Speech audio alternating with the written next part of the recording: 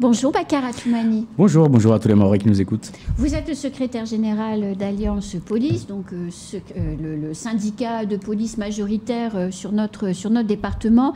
Et dans l'exercice de vos fonctions, parce qu'il faut le rappeler, vous êtes un responsable syndical, mais vous restez opérationnel sur le terrain. Et hier, vous étiez à Tsunzu, et c'est sous votre voiture que le cocktail Molotov a été lancé. Quand on voit ce genre de choses se produire, vous êtes expérimenté des terrains mahorais, quand on voit ce genre de choses se produire, on ressent quoi? D'abord, la peur, parce que il y a notre voiture, mais vous avez aussi les autres passants qui arrivent, vous avez aussi des Mahorais qui sont à côté en train de regarder, qui ne se rendent pas compte que si la voiture explose, en fait, il peut y avoir réellement des dégâts et puis il peut y avoir propagation aussi, parce qu'il y a des véhicules qui sont stationnés à proximité, donc de la peur pour nous et aussi pour les gens qui sont à côté, parce qu'il faut avoir une chose en tête, c'est que nous, notre objectif, c'est de défendre les Mahorais, mais aussi de nous protéger nous. Donc là, on a quand même franchi un cap, c'est important de le dire. Alors justement, et on le disait en préparant cette émission, jusqu'à présent, les voyous avaient ce jeu un peu, pardonnez le terme trivial, mais débile, de faire des barrages pour que les policiers ou les gendarmes, en zone gendarmerie, viennent et puis voilà, on passe la soirée à se caillasser, à se balancer des pierres. C'est très pénible, mais ça reste gentillet. Là, on est passé à un autre niveau. Il y a clairement une volonté de donner la mort, parce que mettre un cocktail Molotov sous une voiture de police, ça peut tuer, mais mettre également un cocktail Molotov dans un autocar qui transporte des enfants, ça peut être un carnage, Bakar Atoumani. Mais c'est exactement, mais pour rappeler les faits aussi, les gendarmes prennent la route pour aller à Tsarano. D'ailleurs, je salue le travail qui a été effectué par les gendarmes dans un premier temps, avant notre arrivée. Également la police municipale de Mamoudzou, qui était également présente. Et aussi, et on ne le signale pas assez, nos collègues de la police secours, NU, qui ont réalisé un travail remarquable. Les premiers intervenants sont les gendarmes. Ils arrivent, il y a un barrage, ils se font prendre à partie par des jeunes qui arrivent du côté gauche de la circulation, donc de la mangrove, et qui les caillassent fortement. Ils gazent et ils se replient. Mais là, on ne sait pas encore ce qu'il y a réellement. Est-ce qu'ils ont les cocktails Molotov? Est-ce qu'ils ont que des pierres? Enfin, on ne sait pas trop. Et la chaussée, il y a de la fumée et le feu, parce que les poubelles sont en feu sur la chaussée. Et il y a d'autres voitures Exactement. Donc des passants, enfin des gens. Exactement. Donc en fait, le danger est réel. Nous, là-bas, on décide de contourner les individus, après avoir fait le point avec les gendarmes et les effectifs qui sont sur place, on contourne le barrage dans Tsunzu, et en arrivant derrière la mosquée, c'est toujours à cet endroit-là, malheureusement, où tout se passe. On parlera de la vidéoprotection, mais on le dit encore une fois, peut-être que ça pourrait nous aider. Et une partie des villageois ont alerté quand même les jeunes qui tenaient le barrage. En fait, une fois qu'ils sont alertés que la BAC était derrière et allait les contourner, les jeunes ont eu le temps de se préparer. Et donc, du coup, de changer complètement de stratégie, de se cacher, parce que dès qu'ils nous ont vus, une partie a pris la fuite, mais certains se sont cachés pour pouvoir nous balancer des cocktails Molotov sous la voiture. Et là encore, c'est un événement nouveau, parce que avant ça passait, c'était balancé sur la voiture. Là aujourd'hui, il y a une méthode, c'est vraiment de cramer du policier et de faire mal, entre autres, en tout cas de tuer. Mais de parce tuer, que oui, c'est plus la que possibilité, faire mal. La pierre fait mal. Oui, bien sûr. Et la voiture explose parce qu'on est aussi, enfin voilà, il y a de l'essence. Vous êtes tué sur le coup et il y a des dégâts énormes. Il n'y a pas que nous, mais il y a aussi les bus qui ont été cassés. Il y a des enfants à l'intérieur. Donc oui, la violence a franchi un cap. Toutefois, je signale quand même que voilà, il y a eu une très bonne réaction des effectifs qui étaient présents sur site. Les pompiers sont arrivés rapidement. J'ai tendance à tacler un peu tout le monde en raison de temps en temps du temps long. Là, tout s'est goupillé assez rapidement, ce qui nous a permis de dégager la circulation et de rétablir en tout cas l'ordre. sur cette portion de Tsunzu qui est aujourd'hui le gros problème de la commune de Mamoudzou. Alors justement, des parents qui renseignent leurs enfants, voire qui les encouragent, c'est pas la première fois d'ailleurs, à cet endroit-là précisément que vous et les autres effectifs de police le signalent. Comment on peut faire? Il faut mettre tout le monde en prison? Il faut faire quoi? Pour mettre tout le monde en prison, a priori, il n'y a déjà pas assez de prisons. ça va être. Pour accompagner massivement à la frontière, il faut faire quoi? Alors, nous, en tout cas, ce qu'on aimerait pour commencer la partie police, c'est déjà d'avoir de la vidéoprotection avec un système de surveillance qui nous permet de savoir qui est qui, qu'est-ce qui se passe à tel ou tel endroit. Il y a des budgets qui ont été accordés à la ville de Mamoudzou pour ce faire, Bakar Atoumani. Ça fait un petit moment qu'on répète que nous sommes en attente et que les sites, les endroits ont été signalés, désignés par le directeur actuel territorial de la police nationale à Mayotte, M. Laurent Simonin, également la préfecture, a priori, qui représente l'État, a dit qu'il y avait l'argent. Maintenant, il faut passer à l'acte. Donc c'est un premier point.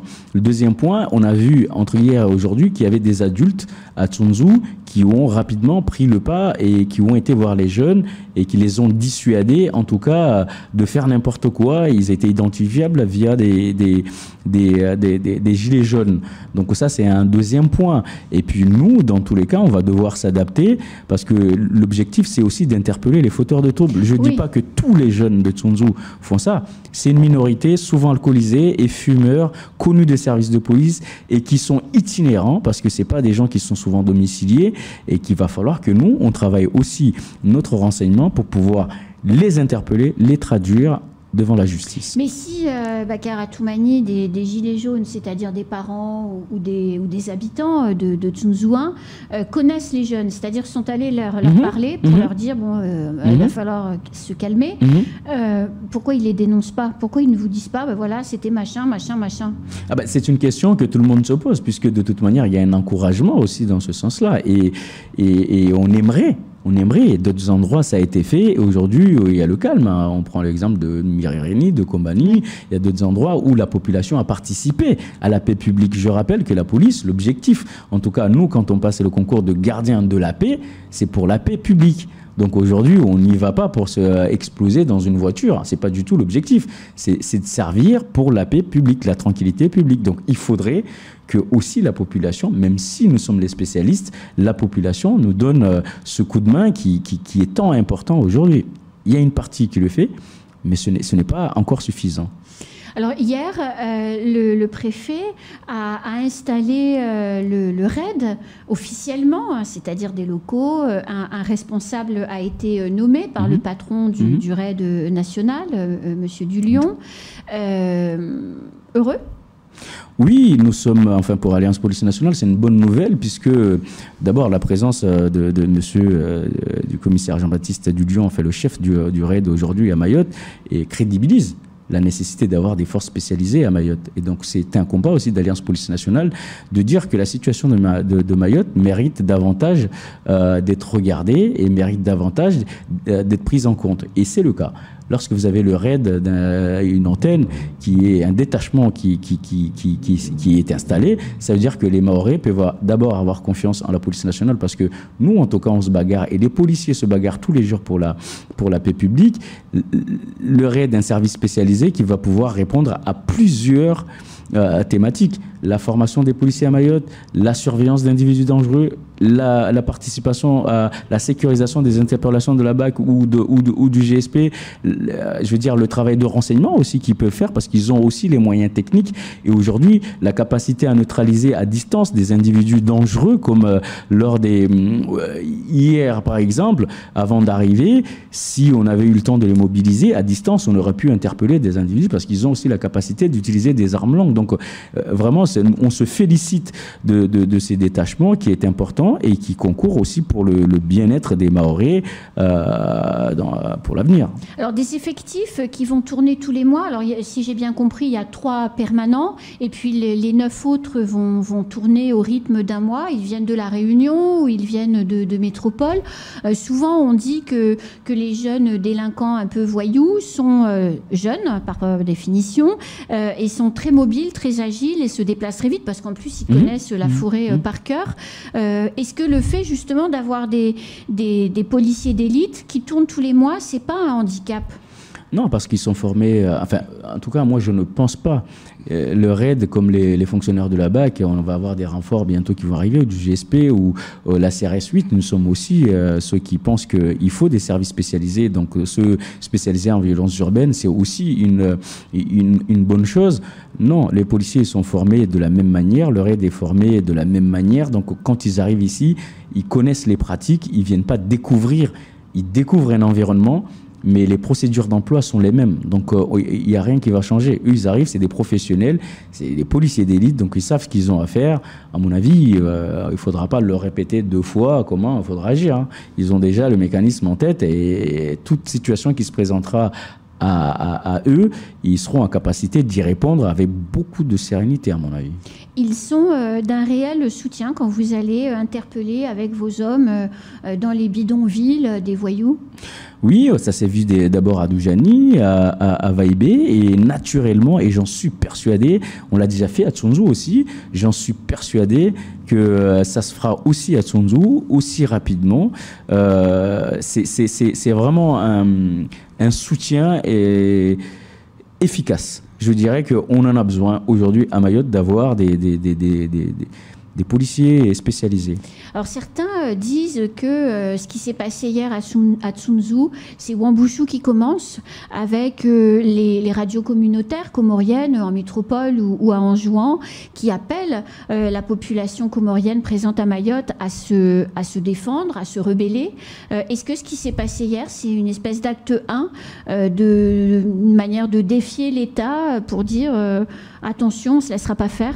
En tout cas, il y a une détermination. Par l'emploi de la violence, il y a une détermination, en tout cas, à tuer ou à montrer que, voilà, eux, ils iront au bout de leur démarche. Mais ce qui est certain, c'est que nous aussi, on ira au bout de notre engagement, puisque s'il y a le RAID qui a été installé, c'est pas pour reculer. Donc, on va, et la force sera, à mon avis, employée à juste titre. Et les Mahorais peuvent avoir confiance à la police nationale. On ne lâchera rien. Vous redoutez l'opération Wambushu après ce que vous avez vu hier à Tsunzu ? Non, parce que d'abord, je pense que dans toute opération, aujourd'hui, j'ai tendance à dire qu'on a un grand DTPN, mais on a d'abord l'avant qui est bien préparé, le pendant et le après. Donc, à partir du moment où j'ai confiance à la manière de préparer l'opération, et lorsque nous-mêmes, on est persuadé que l'avant, en tout cas le côté logistique, toutes les dispositions nécessaires sont prises pour qu'il y ait une fluidité dans l'accomplissement des missions et que nos collègues arriveront en toute sérénité, seront bien accueillis, il n'y a pas de raison que et les Mahorais, vous avez vu, il y a une mobilisation qui a été faite. Les Mahorais en sont demandeurs. Donc, oui. on espère vraiment que ce sera un succès. En tout cas, en termes de mobilisation de l'État, les politiques mahorais ne pourront pas dire que l'État n'a encore pas mis les moyens. Là encore, il faut que nos politiques accompagnent l'action de l'État à Mayotte. Parce que la réussite doit venir aussi des collectivités. Comment les collectivités, justement, comment un maire peut accompagner l'action de la police nationale ou de la gendarmerie, quand on est en zone de gendarmerie, dans le maintien de l'ordre ? On a déjà des policiers municipaux qui connaissent très bien les zones ou des zones problématiques. Oui. Donc, je pense que les cibler et organiser les opérations, il prendra tâche avec les autorités, que ce soit le DTPN à Mamoudzou ou le général en zone gendarmerie. Je pense que ça peut être déjà une excellente idée. Et puis, enfin, vous savez très bien, il y a des référents partout aujourd'hui. Il suffit que chacun s'intéresse et profite de ce moment-là pour manifester sa volonté de mettre des moyens à tel ou tel endroit pour en bénéficier. Mais là encore, je pense qu'il faut que nos collectivités profitent de cette occasion pour montrer à l'État qu'il y a une envie d'accompagner l'action de l'État et de satisfaire les Mahorais en termes de sécurité. Parce que, encore une fois, il y a un besoin de sécurité, il y a un besoin de lutter contre ce sentiment d'insécurité. Tout à l'heure, on parlait de Tsunzu. Tout le monde pensait que ça a caillassé. Moi, je vous dis que ça n'a pas caillassé. Oui, alors ce matin, c'était la question que j'allais vous poser. Des messages ont circulé sur les réseaux sociaux expliquant que ça caillassait de nouveau à Tsunzu. Vous y étiez et vous dites non, ça n'a pas caillassé. Non, ça n'a pas caillassé. Je peux vous le certifier. Tsunzu était bien encadré aujourd'hui. Ça n'a pas caillassé. Malheureusement, vous avez le feu à Passamainchi aujourd'hui qui permet de réguler aussi la circulation, et tous les Mahorais prennent très tôt la circulation pour y aller. À un moment donné, ça bloque, mais c'est pas parce que ça bloque que ça caillasse. Et je rappelle que même hier, rapidement, l'objectif premier, en tout cas nous, c'est de permettre aux Mahorais d'arriver à Mamoudzou ou de repartir et de circuler pour alimenter l'économie et de ne pas appauvrir encore davantage l'île. Et je rappelle que tous ces jeunes qui sont pas éduqués, pas instruits ou qui n'ont pas d'emploi, n'ont pas conscience que leur action nuit fortement au développement de l'île. C'est une réalité. Et puis, pour aller plus loin, je dirais que peut-être que nos élus doivent s'intéresser aussi aux voies de communication. Je parle des routes. Il va falloir qu'on ne dépende pas que de 2 routes à Mayotte, nationale 1, nationale 2. Il va falloir qu'on fasse autre chose. Peut-être par la mer. Il y a moins de pierres qui volent dans la mer.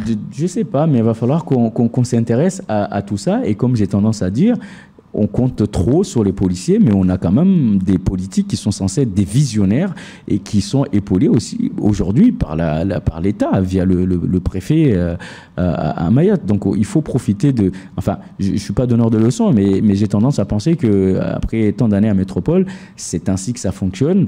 Il y a un vrai partenariat qui existe et il faudrait que chacun s'en saisisse.